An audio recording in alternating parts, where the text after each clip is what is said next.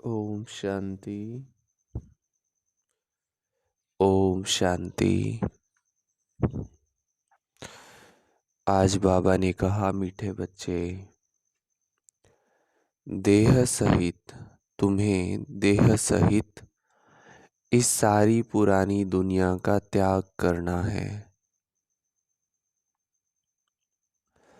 क्योंकि तुम्हें गाइड द्वारा सच्चा रास्ता मिल गया है। सच्चा और सही रास्ता हमें अभी पता चल गया है, तो बाबा कहे अब दूसरी बातों से छूटो। आज की मुरली से प्रश्न है, ईश्वरीय प्लान के अनुसार किस कर्तव्य में कल्याण समाया हुआ है? उत्तर है, ये महाविनाश का जो कर्तव्य है, जिसमें सारी बेहद की पुरानी दुनिया खत्म होनी है, इसमें कल्याण समाया हुआ है।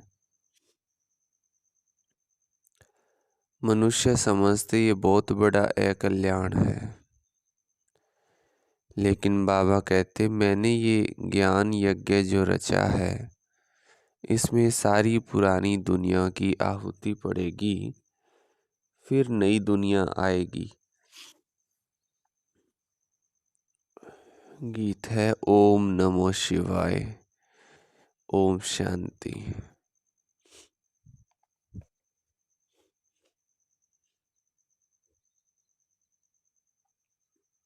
बच्चों ने गीत सुना। ये महिमा किसकी थी? तुम मात पिता अर्थात परम पिता परमात्मा की महिमा। ऊंचे से ऊंचा भगवान वही है, ऊंचे से ऊंचा परम पिता परमात्मा।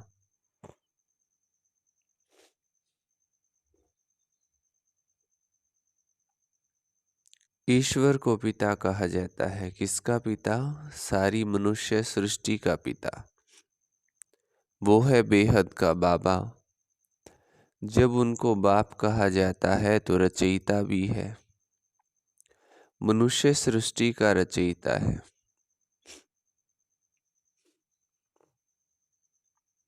वास्तव में सभी मनुष्य मात्र के दो पिता है, एक तो लौकिक शरीर का पिता, दूसरा पारलौकिक हुआ आत्माओं का पिता।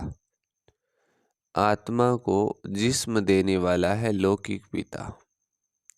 आत्मा तो निराकार ही है। आत्माओं का निवास स्थान निराकारी दुनिया में है, जिसको ब्रह्मलोक भी कहा जाता है। यहाँ सभी आत्माओं को ये शरीर मिला हुआ है पार्ट बजाने। ड्रामा के राज को भी अच्छी रीति समझना है। तुम जानते हो कि परम पिता परमात्मा की महिमा सभी से न्यारी है। गाते भी हैं ओ परम पिता परमात्मा। मनुष्य सृष्टि का बीज रूप है। ये है उल्टा झाड़। बीज बाबा ऊपर में है। जब कहते हैं ओ परम पिता परमात्मा, तो ऊपर में नजर जाती है। सभी आत्माओं का पिता एक परम पिता है।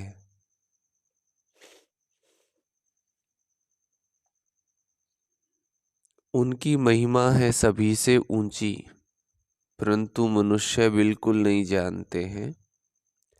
सभी आत्माओं का पिता वो निराकार बाबा, और फिर साकार बाबा प्रजापिता ब्रह्मा, जिसको आदिदेव, महावीर, एडम भी कहते हैं, जिस द्वारा निराकार परम पिता परमात्मा मनुष्य सृष्टि रचते हैं।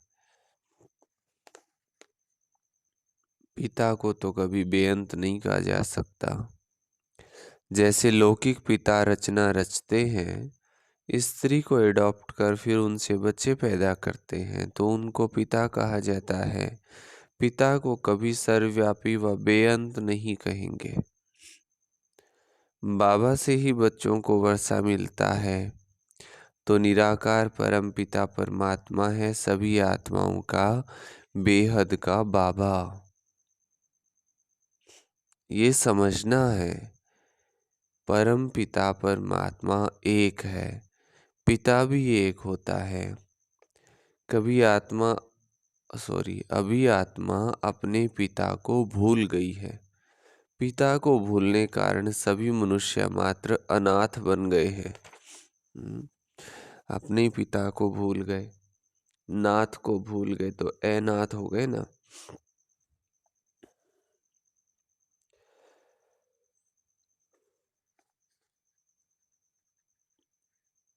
पिता को न जानने कारण बहिस्थ को यानी रचना को अथवा भाई बहन को याद करते रहते हैं। मीन्स देवी देवताओं को भी याद करते रहते। पिता को भूल आपस में ही लड़ते झगड़ते रहते हैं, निधन के बन पड़े हैं। वर्षा मिलता ही है उस बाबा से। ब्रह्मा विष्णु शंकर भी उनकी रचना है। ब्रह्मा विष्णु शंकर है सूक्ष्म वतन वासी। सूक्ष्म वतन के ऊपर है मूल वतन, जहाँ परम पिता परमात्मा रहते हैं। हम आत्मा भी वहाँ की रहवासी है। आत्मा कहेगी वो है मीठा प्यारा परम पिता परमात्मा का घर, निराकारी दुनिया। इन वतनों को जानना है। 3 वतन है ना, 3 लोक है। मूल वतन, दूसरा सूक्ष्म वतन, तीसरा स्थूल वतन। ऊंचे से ऊंचा बाबा, करण करावनहार, रचयिता, डायरेक्टर कौन है? एक परम पिता परमात्मा है।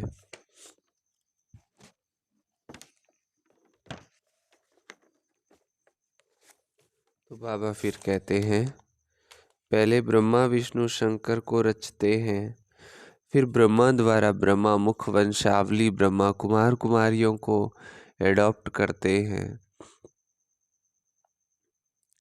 देलवाड़ा मंदिर में भी आदि देव दिखाया है। नीचे तपस्या कर रहे हैं, तुम्हारा ही यादगार खड़ा है। जिन्होंने भारत को पतित से पावन बनाया है, उन्हों का यादगार खड़ा है।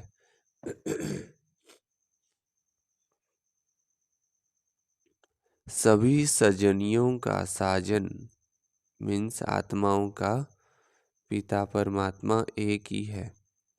बरोबर मंदिर में जगदम्बा और जगत पिता बैठे हैं, राजयोग की तपस्या कर रहे हैं। भगवानुवाच, मैं ब्रह्मा तन द्वारा बैठ तुमको राजयोग सिखलाता हूँ। क्या सिखलाते हैं बाबा? फिर से बताओ, क्या सिखलाते हैं बाबा? राजयोग। जगत अम्बा भी है, प्रजापिता ब्रह्मा भी है और ब्रह्मा कुमार कुमारियां भी है, अधर कुमारियां भी है। मंदिर वाले खुद नहीं जानते कि कुमारियां कौन और अधर कुमारियां कौन है। जरूर जगत अम्बा जगत पिता के बच्चे होंगे ना। उन सबको बैठ राजयोग सिखाते हैं। पहले पहले ब्रह्मा को कैसे रचते हैं वो भी बताते हैं। शिव पुराण में लिखा है स्पष्ट कि मैं ब्रह्मा के ललाट में प्रकट होता हूँ, और फिर उसके बाद नहीं, सर्वप्रथम मैं त्रिदेव रचता हूँ, ब्रह्मा विष्णु महेश, और फिर मैं ब्रह्मा के ललाट में प्रकट होता हूँ। ये कमाल की बात लिखी हुई है। तो बाबा कहते हैं, वो भी बताते हैं, साधारण तन में वानप्रस्थ अवस्था में प्रवेश करता हूँ। तो ये आदि देव हुआ ना, प्रजापिता ब्रह्मा जिसको महावीर कहते हैं, वो किसका बच्चा है? बाबा बैठ समझाते हैं कि मैं इस ब्रह्मा तन में प्रवेश करता हूँ। मेरा नाम है शिव। ऐसे नहीं, बाबा आते ही नहीं है। गाया हुआ है, यदा यदा ही धर्मस्य ग्लानिर्भवति। इस समय ये है ही पतित दुनिया। पावन दुनिया कैसे बनती है वो समझना चाहिए। बाबा समझाते हैं, मैं ही सदगति दाता हूँ। कहते हैं ना, दुनिया में भगवान ही सब कुछ करने वाला है, तो भगवान सब कुछ करने वाला नहीं है। भक्ति मार्ग में भी यही बताया है कि कुछ कुछ चीजें भगवान अपने अधीन रखते हैं, बाकी सब जो है जीव के अपने ऊपर होता है। जैसे जन्म और मरण और शादी और सदगति,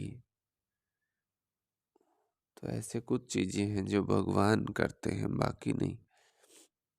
जिनकी मतलब जिनको निर्धारित परमात्मा करते हैं कर्मों के हिसाब से जीव के, बाकी सब जीव अपने अपने कर्म करने के लिए खुला है। तो बाबा कहते हैं, मैं ही सदगति दाता हूँ।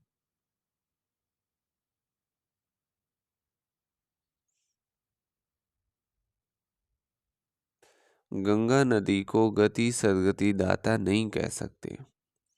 पतित पावन परम पिता परमात्मा ही है। बाबा स्वर्ग की स्थापना करने वाला है तो स्वर्ग स्थापन करते हैं, जबकि उनकी संतान है तो फिर क्यों नहीं। परम पिता परमात्मा से स्वर्ग का वर्षा मिलना चाहिए हमें। समझ की बात है ना।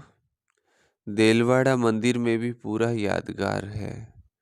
नीचे तपस्या में बैठे हैं, ऊपर में स्वर्ग का यादगार है। देवी देवताएं भारत में ही थे। जरूर बाबा आते हैं पतितों को पावन बनाने। कहते हैं, मैं कलप कलप कलप के संगम युगे युगे आता हूँ। संगम युग है गुप्त युग, जबकि कलयुग के अंत में मैं आकर सतयुग की स्थापना करता हूँ। ये बाबा बैठ समझाते हैं। वो जन्म मरण रहित है। मनुष्य को भगवान नहीं कहा जा सकता। मनुष्य तो 84 जन्म लेते हैं। तुम जानते हो ये है मृत्यु लोक।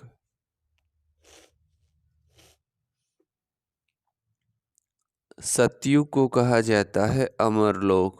ये है रौरव नरक। मनुष्य मात्र सब एक दो को काटते रहते हैं। भारत ही पावन था, जिसमें देवी देवताएं राज करते थे। बाबा आते ही हैं पतित दुनिया पतित शरीर में। जरूर जो पहले सतयुग में आए होंगे, उनके ही अंतिम जन्म के तन में बाबा आए होंगे। गया भी जाता है, आत्मा परमात्मा अलग रहे बहुकाल। पूरा हिसाब हो गया ना। पहले पहले आदि सनातन देवी देवता धर्म वाले ही थे। 84 जन्म भी उन्हों के ही हैं। इस्लामी बोधि आदि 84 जन्म नहीं ले सकते।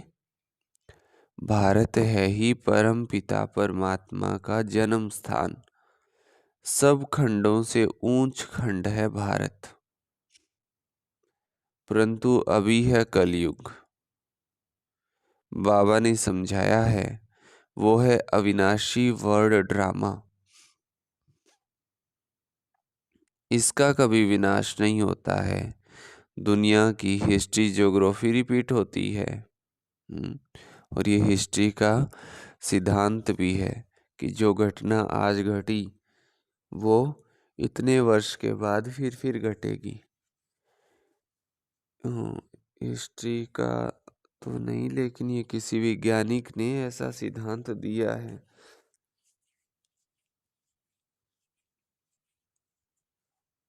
आइंस्टीन ने दिया है या किसने दिया है कि ये घटना जो है एज इट इज रिपीट होती रहती है। साइंस ऐसा कहती है। तो बाबा कहते हैं, जो इस ज्ञान को जान स्वदर्शन चक्रधारी बनते हैं वो ही चक्रवर्ती राजा बनेंगे। भारत में जब देवी देवताओं का राज्य था तो और कोई धर्म नहीं था। नए भारत में नई राजधानी देवी देवताओं की ही थी। पूरी दुनिया में एक ही सरकार का राज्य था, लक्ष्मी नारायण का राज्य था। उन पर कोई जीत पा न सके। श्री लक्ष्मी श्री नारायण सारे विश्व के मालिक थे। उन्हों को विश्व का मालिक बनाने वाला जरूर विश्व का रचयिता ही होगा। वो है परम पिता परमात्मा, गॉड फादर। इस समय देवी देवताओं का नाम निशान ही नहीं है। नाम निशान नहीं है मीन्स देवी देवता धरती पर है ही नहीं। देवी देवताओं के सिर्फ चित्र हैं, परंतु उनकी भी जन्म कहानी को, कर्तव्य को कोई नहीं जानते हैं। इस समय सरकार में भी कोई ताकत नहीं रही है। अपने धर्म का पता ही नहीं है। कहा जाता है धर्म में शक्ति रहती है, परंतु धर्म स्थापन करने वाला है बाबा। उनको ही सर्वशक्तिमान कहा जाता है। तो परम पिता पिता भी है, फिर उनको ज्ञान का सागर कहा जाता है तो शिक्षक भी है, फिर उनको पतित पावन कहा जाता है तो सतगुरु भी है।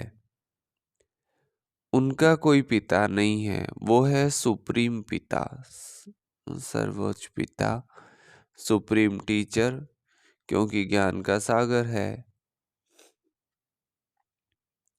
और कोई भी मनुष्य ड्रामा के आदि मध्यांत के ज्ञान को नहीं जानते। सदगति दाता भी सबका वो एक ही है। उनका कोई गुरु नहीं है। वही बेहद का बाबा, बेहद का टीचर और बेहद का सतगुरु है। बाबा समझाते हैं, भारत अब कंगाल पतित है। पतित बनाती है माया रावण। अभी भारत आसुरी राजस्थान है। सतयुग में देवी राजस्थान था, जिसको स्वर्ग, हेवन कहा जाता था। भारत ही ऊंचे से ऊंचा विनाशी खंड है। अविनाशी बाबा का ये जन्म स्थान है। भारत खंड कभी विनाश को नहीं पाएगा और सब खत्म हो जाएंगे। तो बाबा का भी इस ड्रामा में पार्ट है, जो इस पतित सृष्टि को पावन बनाकर आदि सनातन धर्म की स्थापना करते हैं। शंकर द्वारा अनेक धर्मों का विनाश होता है। ये विनाश कोई अकल्याणकारी नहीं है। ये है रुद्र ज्ञान यज्ञ, जिससे विनाश ज्वाला प्रज्वलित हुई है। बाबा कहते हैं, गीता का रचयिता मैं निराकार परम पिता परमात्मा हूँ। मनुष्यों ने फिर श्री कृष्ण का नाम डाल दिया है। भगवानुवाच, मैं तुमको राजयोग सिखलाता हूँ। तुम राजयोगी हो। तुम्हें सारी पुरानी सृष्टि का देह सहित जो कुछ है सबका त्याग करना है। मैं मार्गदर्शक बन करके सबको वापस ले चलने आया हूँ। बाबा ही दुखों से मुक्त करते हैं। आधा कल्प है भक्ति अर्थात रावण राज्य, और आधा कल्प है राम राज्य। ये बाबा बैठ समझाते हैं, कोई मनुष्य नहीं समझाते हैं। अभी बाबा आत्माओं से बात करते हैं, समझाते हैं, बच्चे तुम्हारा ये है प्रवृत्ति मार्ग। भारत में पवित्रता थी तो शांति समृद्धि भी थी। अभी पवित्रता नहीं है तो शांति सुख समृद्धि भी नहीं है। सब रोगी दुखी है। अभी भारत दुख धाम है। भारत ही सुख धाम था। अब बाबा कहते हैं, बच्चे मेरे साथ योग लगाओ। पहले तो निश्चय होना चाहिए कि हम आत्मा है, ना कि परमात्मा। परमात्मा की तो बहुत भारी महिमा है। तुम भी सतयुग में सब पवित्र थे, अब अपवित्र बन गए हो। ब्राह्मण, देवता, क्षत्रिय, वैश्य, शूद्र, ये वर्ण है ना। तुम हो प्रजापिता ब्रह्मा की संतान ब्राह्मण। आदि देव ब्रह्मा को किसने जन्म दिया? बाबा कहते, मैंने इनमें प्रवेश करके इनका नाम ब्रह्मा रखा है। इनको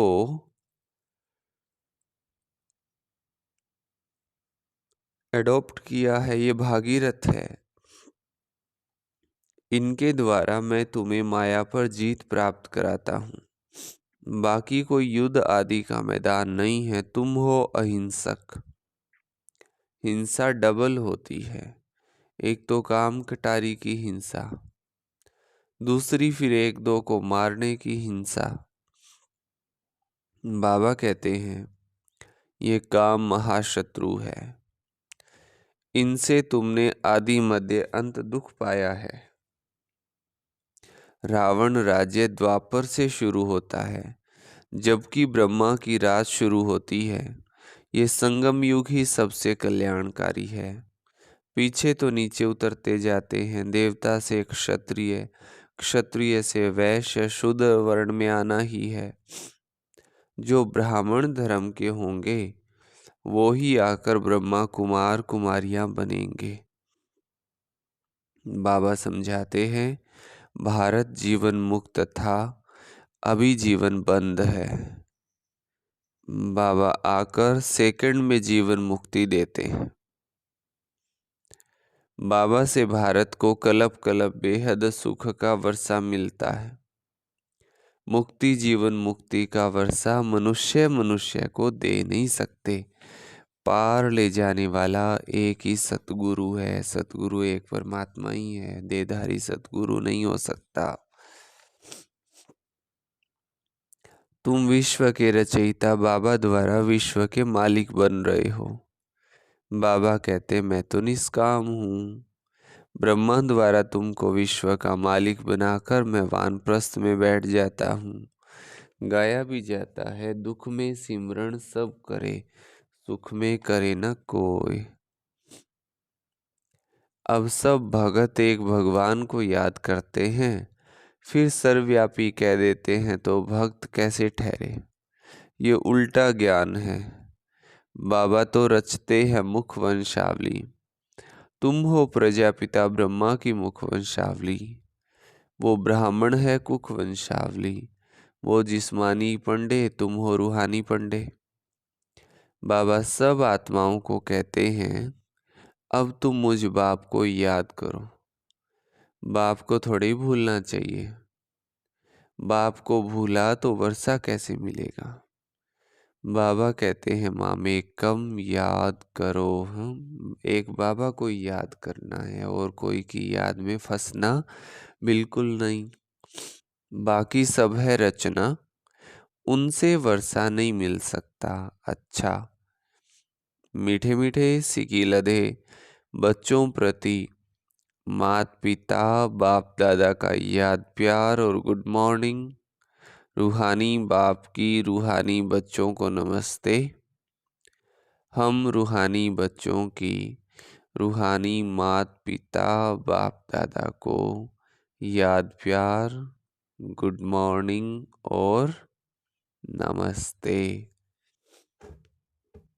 धारणा के लिए मुख्य सार का फर्स्ट पॉइंट है, ड्रामा के राज को अच्छी रीति जानकर पार्ट बजाना है। अभी हम धनी बाबा के बने हैं, तो कभी आपस में लड़ना झगड़ना नहीं है। सेकंड पॉइंट है, बाबा गाइड बन सबको लेने आया है। अब देह सहित सब कुछ भूल एक बाबा को ही याद करना है। बाबा अभी हमें रास्ता दिखाने आए हैं तो बाबा कहे, अब देह सहित सब कुछ भूल एक बाबा को याद करना है। वरदान दिया बाबा ने, मेरा बाबा इस संकल्प द्वारा हर कदम में मदद का अनुभव करने वाले निश्चय बुद्धि भव। ड्रामानुसार जो पक्के निश्चय बुद्धि हैं, दिल में संकल्प कर लेते हैं कि मेरा एक बाबा मेरा, मैं बाबा का, तो ऐसे बच्चों को स्वतः मदद मिलती है। सिर्फ सच्ची दिल से कहो मेरा बाबा, तो हर कदम में मदद की अनुभूति होती रहेगी।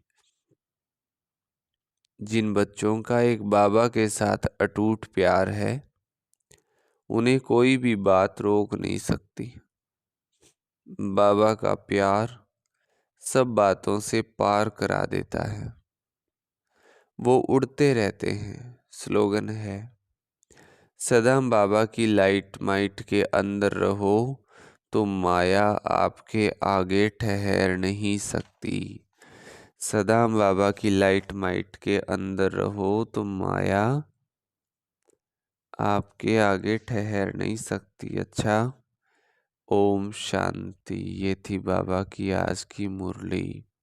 आज का स्वमान है, मैं विदेही आत्मा हूँ। मैं विदेही आत्मा हूँ। एक बार बोलो मुख से, मैं विदेही आत्मा हूँ। अच्छा, सभी को ओम शांति। ओम शांति।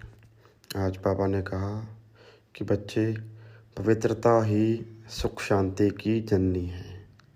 अगर पवित्रता नहीं तो कुछ भी संभव नहीं। बाबा कहते देही अभिमानी बनना है। सभी विकारों का मूल कारण है देह अभिमान। इसलिए इसका त्याग कर अपने को आत्मा समझ मुझ बाप को याद करना है। यही ज्ञान का सार है। और बाप समान निष्काम सेवादारी बनना है। बाबा कहते रचना से कभी योग नहीं लगाना, योग लगाना है मुझ रचयिता बाप के साथ। बाबा कहते गीता का रचयिता परमात्मा शिव है। यह बात सिद्ध कर समझानी है। और तुम बच्चों की है विनाश काले प्रीत बुद्धि, क्योंकि निश्चय है इस विनाश के बाद ही स्वर्ग के गेट खुलेंगे। तो यह विनाश भी कल्याणकारी हुआ। और इस समय भारत कंगाल है, पतित बन गया है, क्योंकि रावण का राज्य है। बाबा कहते देवी देवता धर्म वाली आत्माएं ही पूरे 84 जन्म लेती हैं। बाकी इस्लामी, बौद्धी, क्रिश्चियन आदि सब बाद में आते हैं। वो भारत है सबसे बड़ा तीर्थ स्थान, क्योंकि यह परमपिता परमात्मा शिव का बर्थ प्लेस है। बाबा कहते हैं जिस प्रकार लौकिक बाप जो कि शरीर का है वह सर्वव्यापी नहीं हो सकता, बेअंत नहीं हो सकता, तो वैसे पारलौकिक बाप भी सर्वव्यापी अथवा बेअंत नहीं हो सकता। अच्छा, ओम शांति। मम्मा कभी भी कोई भी उपहार खुद के उपयोग में नहीं लाती थी। मातेश्वरी जी जहाँ तहाँ सेवा केंद्रों पर प्रवचन करने जाती थी। जितनी भी उपहार स्वरूप वस्तुएं मिलती, उन्हें ना खुद प्रयोग करती ना दूसरों को प्रयोग करने देती। उन्हें लाकर पहले यज्ञ में यज्ञ पिता को अर्पित करती थी। माँ का स्वभाव गुण सागर की तरह था। कोई भी चीज़ किसी से भी मिले तो बाबा को, यज्ञ पिता को मम्मा अर्पित करती थी। क्योंकि बाबा ने सूक्ष्म बात बताई, किसी ने दिया और हमने उसको यूज कर लिया तो हमारा हिसाब बन जाता है। तो कुछ पर्सनल चीज़ें, तो वो हमारा हिसाब बन जाता है, तो पर्सनल यूज में नहीं लाना। अच्छा, माँ का स्वभाव गुण सागर की तरह था। कभी भी किसी की गलती व अन्य कोई बात मम्मा के सामने आती तो वो सागर की तरह समा लेती थी। कोई बच्चा उनके पास कोई बात लेकर आता तो उसको ही समझा देती थी। उसकी बात किसी दूसरे से बोलती नहीं थी, रिपीट नहीं करती थी मम्मा। जब कोई प्यार से समझाने से नहीं समझता था तो कहती थी मैं तुम्हारी माँ भी हूँ, फिर याद रखना मैं काली भी हूँ। ऐसे मम्मा प्यार से भी और शक्ति से भी समझाते थे। तो ये बात भी हमें ध्यान देनी है, किसी की भी कोई बात हमें किसी के भी सामने वर्णन नहीं करनी है। वर्णन करनी है तो एक जगह है, वो है बाबा, शिव बाबा। उनके सामने हमें जो मन में बात है वो ज़रूर कहनी है लेकिन इधर उधर कमियां नहीं फैलानी। वास्तव में मातेश्वरी जी के 3 रूप दिखाई देते थे। सरस्वती के रूप में विद्या की देवी, ज्ञान धन बांटने वाली लक्ष्मी और आसुरी वृत्तियों का संहार करने वाली माँ दुर्गा। ये रहस्य भक्त नहीं जान पाएंगे कि जगदम्बा पृथ्वी पर आई और चली भी गई और हम पूजा और गुणगान ही करते रह गए। तो कल वाली जो बातें 3, बाबा में अटल निश्चय, ब्रह्मा बाबा में, शिव बाबा में, जो कहा वो करना ही है। दूसरा, मम्मा ने कहा मैंने कभी मुरली मिस नहीं की, चाहे कितना भी व्यस्त रही हूँ। और तीसरा, ना मन से ना आँख से कभी नहीं रोए। तो ये तीनों बातें हमें ध्यान में रखनी है और अपने पुरुषार्थ को बहुत अच्छा करना है। और कोई भी किसी की भी चीज़ को सीधा पर्सनल यूज में नहीं लाना है, इससे हिसाब बनता है। अच्छा, ओम शांति। और जो मुरली सुनते हैं वो रोज़ कमेंट बॉक्स में ओम शांति लिखना बिल्कुल नहीं भूलना। ज़रूर कमेंट बॉक्स में ओम शांति लिखना, ये आपसे प्रार्थना है। अच्छा, ओम शांति।